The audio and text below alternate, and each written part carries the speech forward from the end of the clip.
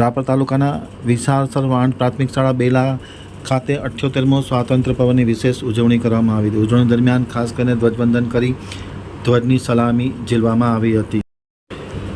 રાપર તાલુકાના વિસાસર વાંઢ પ્રાથમિક શાળા બેલામાં 78મા સ્વાતંત્ર્ય પર્વની વિશેષ ઉજવણીનો કાર્યક્રમ યોજવામાં આવ્યો હતો.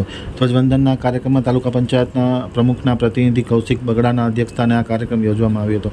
શાળાના આચાર્ય પીરાભાઈ દેસાઈએ પ્રાસંગિક ઉદ્બોધન કર્યું હતું. ત્યારબાદ રાપર તાલુકા પંચાયત પ્રમુખ પ્રતિનિધિ કૌશિક બગડાએ સ્વાતંત્ર્ય મહાપર્વ વિશે સ્વાતંત્ર્ય સેનાઓની કુરબાનીને યાદ કરી સરકારની યોજના વિશે રાપરના છેવાડાના લોકોને લાભ મળે તે પ્રકારની રજૂઆત કરી હતી. શાળાના બાળકો દ્વારા વિવિધ સાંસ્કૃતિક કાર્યક્રમો રજૂ કરવામાં આવ્યા હતા. ગામના આગેવાનો દ્વારા પણ આ કાર્યક્રમમાં ઉપસ્થિત રહી પ્રોત્સાહિત કરવામાં આવ્યા હતા.